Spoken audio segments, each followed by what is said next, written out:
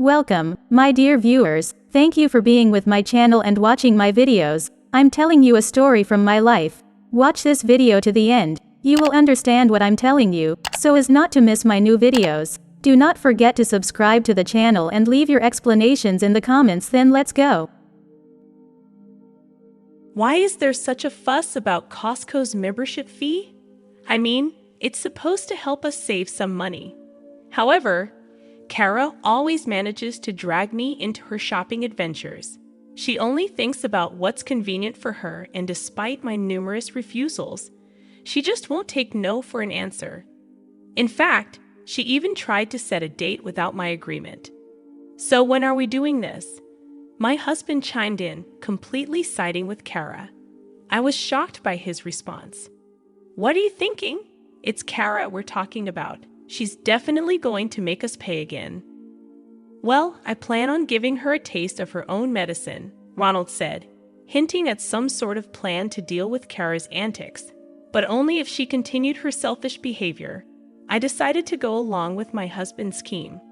By the way, my name is Lahi, and my child started kindergarten this year. I've been quite busy with his education and socializing with other parents in the neighborhood. Fortunately, most of the other moms are very kind and have helped me with various things like advice about my child and parent-to-parent consultations. I also try to help out as much as I can, and I think I've managed to maintain a good relationship with them, except for one mother, Kara. Kara always seems to need help from everyone around her, despite referring to herself as a spoiled princess. She's hardly ever helped anyone in return. For example, when the moms make plans to go out for a meal, she often appears out of nowhere and joins in. I wouldn't really mind that, but she frequently asks for bites of other people's food and subtly suggests that someone else should pay for her meal, claiming that she doesn't have much money on her. Other mothers who have experienced similar things have the same impression of her as I do. Whenever I go shopping, I always drive my car, and most of the time, she'd show up and persistently ask for a ride. While I wouldn't mind if we were headed to the same place, Kara is undeniably pushy. She'd say things like, "I was in such a hurry to catch a ride with you that I forgot my wallet." "What are we going to do?" "Go back for it." "Nah, I don't want to inconvenience you. Maybe I can just pay you back later." Every time I took her shopping, it would end up like this. She'd make excuses like forgetting her wallet or leaving her credit card at home, and always tried to avoid taking out her own wallet. Karen never seemed to have any intention of paying, and though she promised to pay me back later, she almost never did, even after I pressured her multiple times with the receipts. "Now or wait until payday," she would say. "When it comes to money, you're really strict, aren't you?" she once said. Even when I involved her husband, who was a decent man and would apologize and pay me back, Kara showed no remorse and didn't seem to care at all. Some people might not think much of a few small shopping expenses. However, when these expenses accumulated over the course of a month, they added up to a substantial amount of money. The stress of having to go to such lengths to get the money back each time we went shopping was becoming overwhelming. If only I could decline her request to go shopping in the first place. But Kara had a way of manipulating me, often using our kids. Our children were good friends, and there were times when she would have them make plans to go shopping together before coming to ask me for permission. It was hard for me to refuse when she used our children as a bargaining chip, and I couldn't tell my little boy not to be friendly with his friend. While other mother friends encouraged me by saying they sympathized with my situation, it seemed that they too did not want to get involved with Kara and were somewhat keeping their distance. "Hey, can you do the shopping instead?" one mom friend suggested. The mom friend I mentioned earlier suggested, "Well, you should just firmly decline, shouldn't you?" Finally, I confided in my husband about the situation, but he didn't take it seriously since he didn't know Kara's true character. He simply said, "Kids are kids and parents are parents. You should stand up stronger." I was troubled about what to do. Then one day, my husband came home looking exhausted. I asked if something had happened at work, and he told me that he had been caught by Kara at a traffic light. She approached him, saying, "Oh, you're Elle's husband. Perfect timing. Could you give me a ride to the station?" Kara asked for a favor, but she didn't seem to consider the possibility of him declining. She came out onto the road and repeatedly tried to open the passenger door. When he refused, she yelled, "How could you?" and shouted his name several times on the road, trying to call him back. "I can't believe she yelled that much on the street," my husband said. "That's what I told you. Kara is a handful.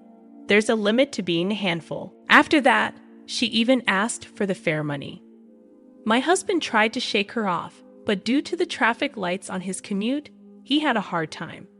After dropping her off, he wondered where she was going, to the station without enough money to buy a ticket. Unable to comprehend Kara's selfish actions, my husband was drained and finally understood why I was complaining. "What is she thinking really?" he said. "That's why I wanted you to go shopping with her instead of me. I bet she's just as insistent with me." My husband gave a helpless shrug and seemed to give up on Kara's actions. I was also troubled about what to do. Then one day, Kara came to me with this story. "Hey, Lockie, I've been wanting to go to Costco. Is that so? Do you want to go together? It's cheap and the cost performance is good." "Wait, Kara, you go there often, don't you?" I replied, "No, I'm not a member." With Kara's sudden proposal, I gave a vague response. Despite not being a member, Kara was quite knowledgeable about Costco and gave various recommendations. Our family was a member through my husband, and we would occasionally use the card to stock up. However, that didn't mean I was going to take Kara shopping with me. I was just hitting it off with her, thinking she was probably after rummaging through my wallet. Kara said, "Hey, let's go. You're a member, right, Lottie?" I replied, "I'm not a member." She continued, "Oh, then your husband. That's fine too. And I want you to bring the car too." I asked, puzzled, "How do you know that I got a ride in your husband's car the other day?" Kara replied casually, "I saw Costco's shopping bags there." At Kara's words, I couldn't help but frown. I told her, "You know you can't pay at Costco if you're not a member, right? So please take care of the cashier." She nonchalantly responded, "I'll pay you back later." "You hardly ever pay me back when you say that, don't you?" I retorted. "It's okay this time, right?" Despite having no inclination to agree, Kara, as usual, turned to address my child, saying, "Can we go shopping together?" My son enthusiastically replied, "Sure." Kara continued, "So then the kids can be watched by my husband, right?" Annoyed, I said, "I haven't said we're going yet." She persisted, "Oh, come on, but it's fine, right? Costco has a membership fee, and it would really help me out." Unable to bear Kara, who only thought about her own interests, I repeatedly refused. Even when I told her not to use my child to make promises, she remained stubbornly indifferent, making any discussion impossible. Eventually, without even accepting her proposal, she began to make plans as if we were definitely going. Kara turned to my husband and said, "Ah, Elle's husband, we were just making a promise to go to Costco together." My husband, giving an absurd response, said, "Oh, that's fine. When shall we do it?" I couldn't believe my ears. Kara happily rushed to my husband and quickly secured a promise to go to Costco the following weekend. After Kara left, I poked my husband's back and couldn't help but complain. "Hey, what are you thinking? That's Kara we're talking about." He replied, "I know, but she said she'd bring her own money, didn't she?" "That's definitely a lie. We're bound to get stuck with the bill." At that moment, I planned to give her a taste of her own medicine. It seemed that Ronald had some idea about how to handle Kara's actions. Despite my concerns, I couldn't help but laugh when I heard his strategy. While it seemed like an outrageous payback, it only applied if Kara behaved as brazenly as usual. Additionally, if this occasion led Kara to avoid getting involved with us, It might turn out to be a good thing. So, I decided to go along with my husband's plan. Finally, the day to go to Costco arrived. Kara, in a good mood since morning, naturally got into our car. She asked if I had forgotten anything, and I couldn't help but retort, "Do you have your wallet? It'd be a problem if you forgot it," Kara replied. "Aren't you the one who often forgets? No worries, no worries." I was irritated by Kara's words, but Ronald amiably responded to her. Usually, at this point, I would want to check by having her take out her wallet. But considering my husband's plan, I held back.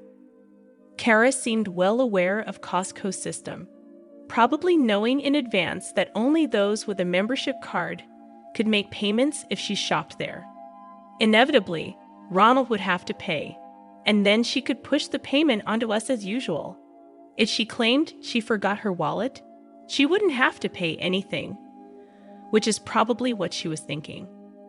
Kara's intentions were obvious, and Ronald seemed to understand them well. Kara, in high spirits, arrived at the store and swiftly started to fill the cart with such a vast selection that it was a challenge to make choices. She happily piled items into her cart as she roamed the store. When I suggested that we keep our carts separate to avoid confusion with our purchases, she adjusted her cart and continued loading it without any hesitation. Ronald slightly whispered in my ear, pointing out how Kara was mindlessly adding items to her cart without even glancing at the price tags. I couldn't help but chuckle. It appeared that Kara, as usual, wasn't considering that she'd be the one footing the bill, and I decided to play along with Ronald's plan. Kara asked, "Isn't this fun?" I replied, "Wait, Lahi, is that all you're buying?" I said, "Yes, I still have some supplies at home, and I can always come back, right?" Kara replied, "Oh, I see. Make sure to invite me next time." Although I hadn't exactly invited her this time, I held my tongue. We queued up at the farthest checkout line, watching Ronald pull out his wallet while glancing at the crowded checkout. Kara opened her bag, and as I had predicted, she began searching through her small bag and looked puzzled. "Oh, I'm sorry. It seems I've forgotten my wallet," Kara said.